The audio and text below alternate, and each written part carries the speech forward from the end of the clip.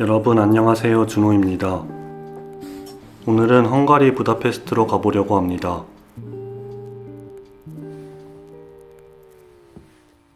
오늘은 오랜만에 이 조던 1 로우를 신어봤고요. 이렇게 미드솔의 빈티지한 색감과 코끼리 패턴이 매력적이네요.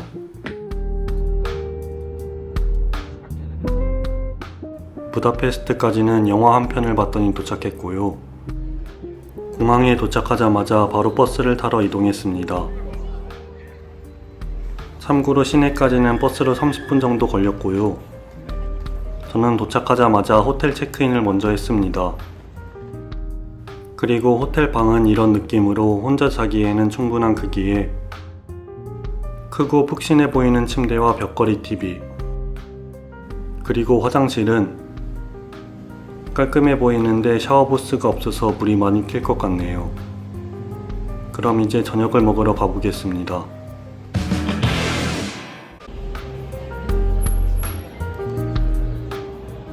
저녁은 까마귀 식당으로 유명한 음식점에 왔습니다.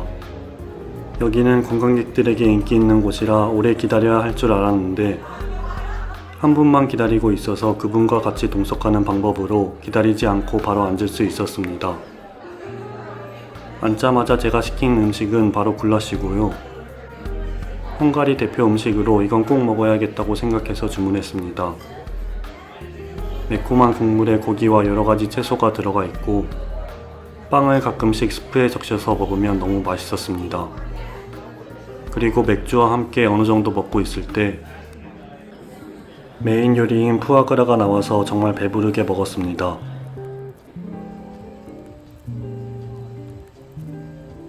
저녁 후에는 가볍게 호텔 주변을 걸어봤고요. 관람차 앞에는 이렇게 많은 사람들이 춤을 추며 로맨틱한 저녁을 보내고 있었습니다. 헝가리 사람들의 여유가 느껴지는 아름다운 밤이네요. 아름다운 밤입니다. 다음날 아침은 일찍 일어나서 시내를 산책하다가 사각사각한 아이스크림 같은 나무들을 발견해서 신기해서 찍어봤습니다.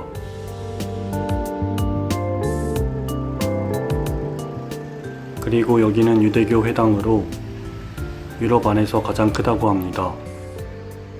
가까이서 보면 이렇게 독특한 디자인이 눈에 띄었습니다.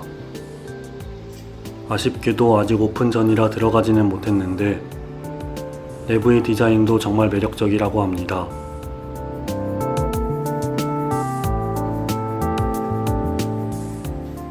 그럼 이제 여기 음식점에서 아침을 먹어볼 텐데요. 제가 여기를 고른 이유는 많은 메뉴 중에서 자기 스타일대로 조합해서 먹는 게 신선하고 재미있어 보였기 때문입니다. 제가 고른 메뉴는 X로 체크한 5종류의 음식들이고요. 체크한 개수가 3개, 5개, 7개에 따라서 가격이 정해졌습니다. 이게 바로 제가 선택한 음식들이고요. 조금씩 여러가지 음식들을 아침부터 먹을 수 있어서 너무 좋았고 전체적으로 맛있었습니다. 그리고 메뉴 개수는 5개가 딱 적당했습니다. 그럼 이제 부다페스트 유명 관광지 중 하나인 세체니 온천에 가보려고 합니다. 여기까지는 시내에서 1번 지하철을 타면 한 번에 올 수 있고요. 저는 출발하는 역에 있는 티켓 자판기에서 24시간 티켓을 구매해서 왔습니다. 이 티켓은 시간 지정이 가능하고 티켓에 시간이 적혀 있어서 저기 보이는 기계로 따로 펀칭할 필요도 없어서 마음 편히 여행할 수 있었습니다. 그럼 이제 본론으로 돌아와서 세체니 온천까지는 역에서 걸어서 5분 정도 거리였습니다. 그리고 입구는 오른쪽에 온라인, 왼쪽이 당일 티켓이었고요. 저는 왼쪽으로 들어가서 자판기로 당일 티켓을 구매했습니다.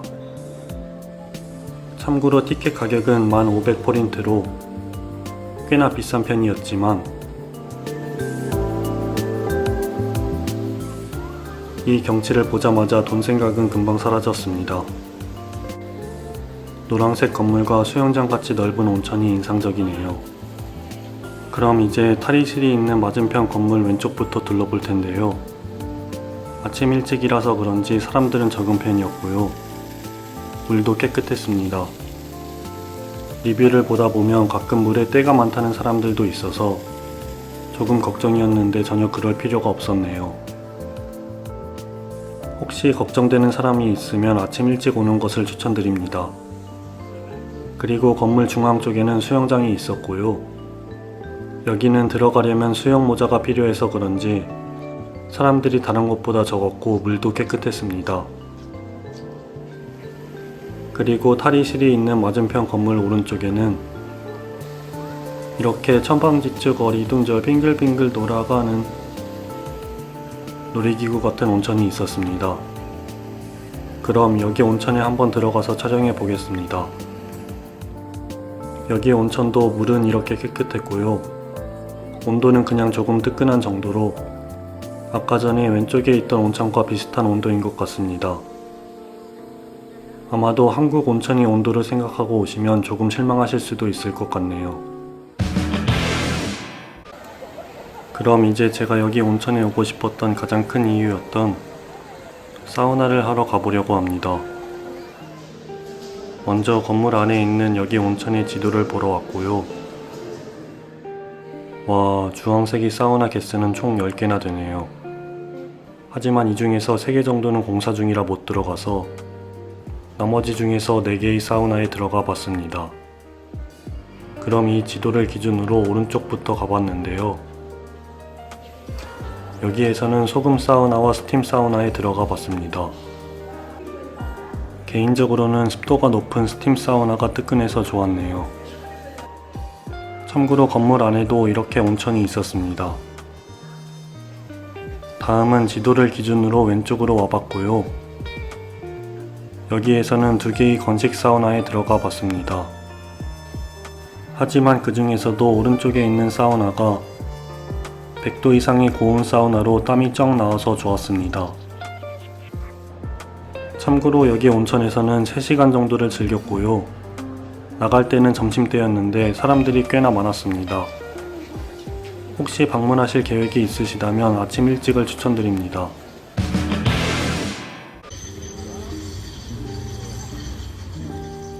제가 너무 가보고 싶었던 카페에 왔습니다. 여기는 세계에서 가장 아름다운 카페라고도 알려진 곳으로 들어가자마자 많은 사람들이 줄 서 있었습니다. 하지만 줄 서 있으면서도 이렇게 멋진 카페 인테리어를 볼 수 있었고요. 마치 미술관에 온 것 같은 착각이 들었습니다. 그리고 카페 안에 자리가 많아서 그런지 회전율이 높아서 금방 자리 안내를 받았습니다. 참고로 자리 안내를 받아 가는 도중에는 이렇게 시계의 문 2개가 마주보고 있는 장소가 있어서 뭔가 신기하고 멋진 것 같아서 찍어봤습니다.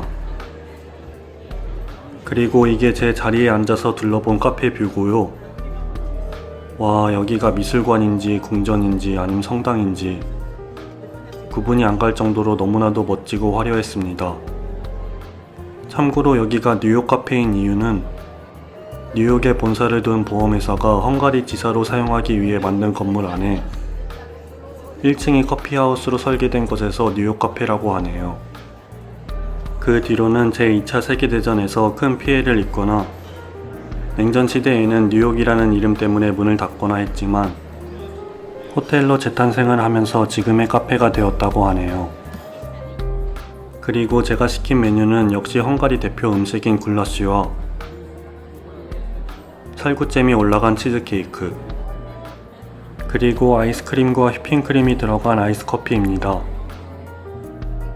카페 안을 구경하면서 있었더니 굴라쉬와 빵이 먼저 나왔고요. 굴라쉬에는 많은 채소와 소고기가 들어가 있었고 약간 매콤한 스프에 포인트로 쌀 같은 누들이 들어가 있어서 육개장 같으면서도 다른 어딘가 정겨운 맛이 느껴졌습니다. 그리고 굴라쉬를 거의 다 먹었을 때쯤에 아이스커피가 나왔고요. 아이스커피 위에 올려진 크림을 남은 빵에 곁들여서 먹거나 커피와 그 밑에 있는 아이스크림을 섞어서 쉐이크처럼 먹었습니다. 마무리로는 디저트로 치즈케이크가 나왔고요. 은은하게 달달한 치즈케이크를 살구잼에 찍어서 먹으면 좋은 향과 새콤한 맛을 같이 느낄 수 있는 단세단세였습니다. 마지막으로 계산은 16,594포린트로 비쌌지만 한 번쯤은 와볼만 한 것 같네요. 이번에는 버스를 타고 세체니 다리를 건너서 강 반대편 지역을 관광해 보려고 합니다. 참고로 버스는 216번을 탔고 15분 정도 이동했습니다. 그리고 강을 건널 때 왼쪽에 부다성도 볼 수 있었습니다. 이제 근처 버스 정류장에 내려서 여기서부터 걸어서 5분 정도 계단을 올라갔습니다. 드디어 도착했습니다. 오늘 목적지인 마차시 성당과 어부의 요새입니다.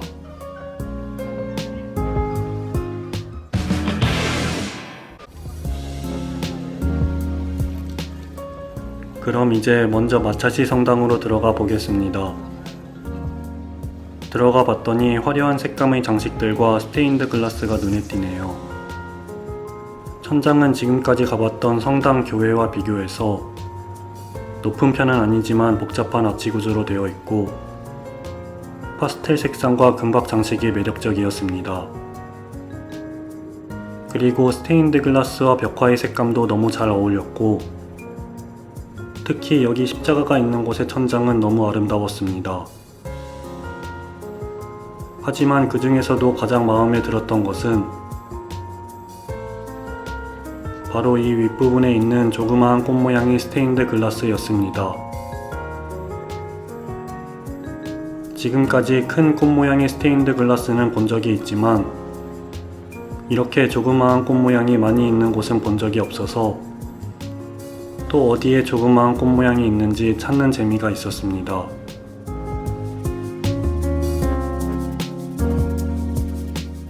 그럼 다음으로 어부의 요새를 구경해 보겠습니다. 저는 입장료를 내고 성벽 위로 올라가 봤고요. 여기서 보는 마차시 성당의 지붕은 더욱 멋지네요. 참고로 어부의 요새는 이름 그대로 어부들이 이 지역을 방어한 데서 유래되었다고 하고요. 여기서는 부다페스트 시내를 한눈에 볼 수 있었습니다. 역시 여기서 보는 풍경은 부다페스트의 가장 아름다운 전망 중 하나인 이유를 알겠네요. 도나우강을 따라 펼쳐진 탁 트인 경관과 저기 보이는 국회의사당의 웅장한 모습이 눈길을 끄네요. 그리고 요새에는 7개의 탑이 있는데 이게 나라를 세운 7부족을 나타낸다고 합니다. 그럼 이제 국회의사당을 보러 가보겠습니다.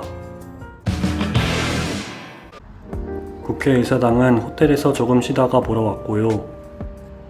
역시 국회의사당은 가까이서 보는 것보다 강 너머에서 보는 게 멋지다고 해서 여기로 왔습니다.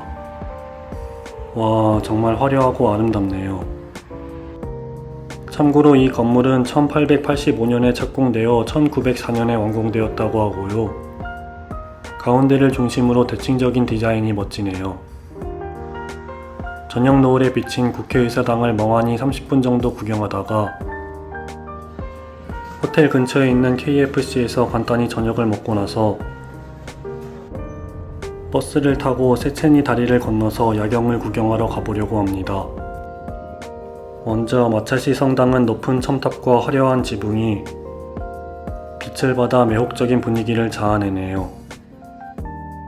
그리고 어부의 요새는 마치 동화 속의 성처럼 환하게 빛나며 부다페스트의 야경을 더욱 로맨틱하게 만들어주네요. 와, 여기서 보는 국회의사당은 보석처럼 환하게 빛나네요. 그럼 가까이서 보러 가보겠습니다.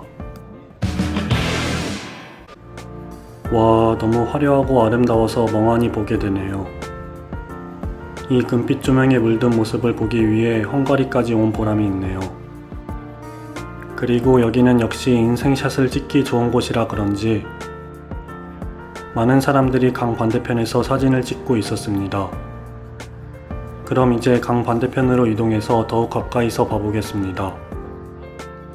도착했습니다. 지하철로 한 정거장만 이동하면 이렇게 가까이서 볼 수 있고요. 가까이서 보면 역시 더욱 웅장함이 느껴지네요. 참고로 드론이 떠 있는 줄 알고 자세히 봤더니 새들이었습니다. 그러고 나서는 트램을 타고 세체니 다리 근처로 이동했습니다. 와, 여기서 보는 야경도 너무 멋지네요. 지금까지 봤던 야경 중에서도 손꼽을 정도로 아름답네요. 참고로 저 멀리 보이는 게 마차시 성당이고요. 저기 보이는 게 세체니 다리와 부다성입니다. 그럼 이걸로 헝가리 여행편을 마치겠습니다. 다음 영상에서 만나요. 안녕.